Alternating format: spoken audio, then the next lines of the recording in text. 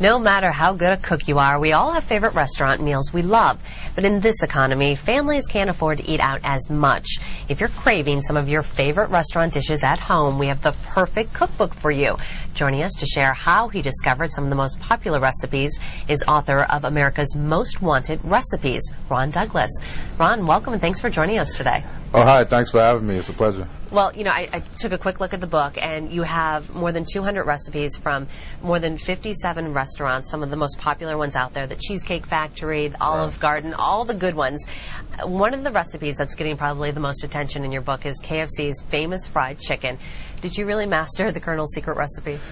Well, yeah, I think that gets the most attention because it's probably the most closely guarded secret and everyone knows about it. And, you know, many people have tried my recipe and they tell me they can't taste the difference, including members of the media. So I'm pretty confident that I've got it nailed. Well, speaking of these taste testers, you used quite a few to master all of these recipes. How many did you use for the KFC's? Well, throughout the years, probably dozens. I mean, this is probably the sixth version of this recipe I've tried, and this one comes the closest, if not exact. So what's the secret to it?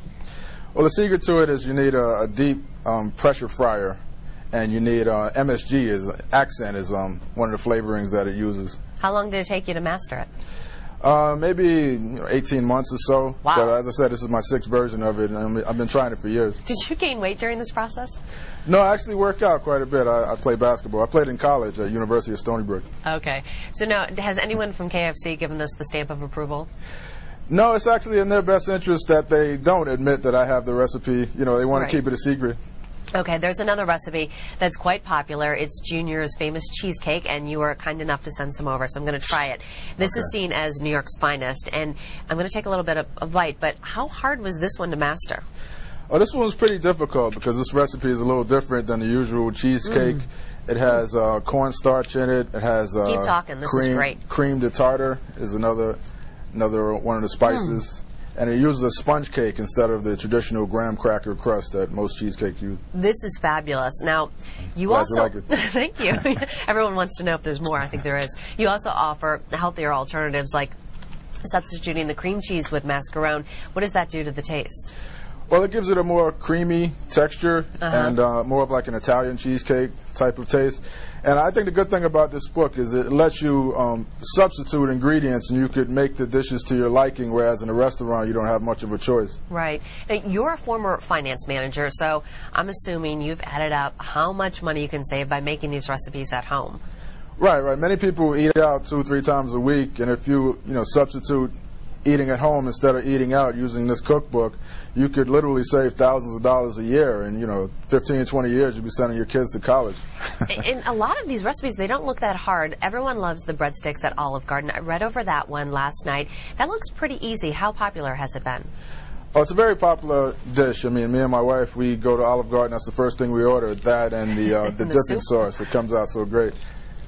Now, another great one that New Yorkers will be familiar with, it's the Soup Nazi. You've nailed a few of his soups, including crab bisque. Was your interest in the Soup Nazi because of Seinfeld? Yeah, well, I think Seinfeld really put that establishment on the map. And, I used to eat there all the time. And the soup really is as good as advertised. You could take a lot of abuse just to get that soup. How long did it take you to master those recipes?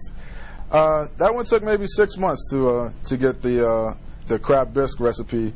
And the other ones, it took probably about the same amount of time. Okay. And it's all a collective effort between the members of my website, recipesecrets.net. We have over 200,000 email subscribers who pitch in and provide feedback on the recipes we publish. You even have some cheap recipes in there, including Taco Bell. You share a few of their recipes, beef chalupa, supreme being one of them. How hard was that? Well, that one was not too difficult. The real secret to that is you can take a pita bread and deep fry it, and that gives it that chalupa shell, that crunchy but chewy taste with the pita bread. And these all come out of your home in Long Island? Yes. I've been trying this since 2003. Every week I would publish 2 or 3 different recipes to my weekly newsletter. And I really call it the Secret Recipe Lab, is where out in Long Island where I try these dishes. And you do this full time now? Yes, full time now. I left 2007. I began doing this full time. And how did you go about choosing the recipes? Are these all of your favorites, or did you get suggestions? Well, most of them are suggestions and by popularity, really, from the people on my website. Now, you mentioned a few of the recipes took about 6 months to 9 months, but overall, you have more than 200 in here. How long did this take you to put together this book? Well, as I said, I've been doing this since 2003, so it's really taken years to do it. It's really a collective effort, as I mentioned, with the people on my website and family and friends and my wife as well. Which is your favorite, and which is your wife's favorite?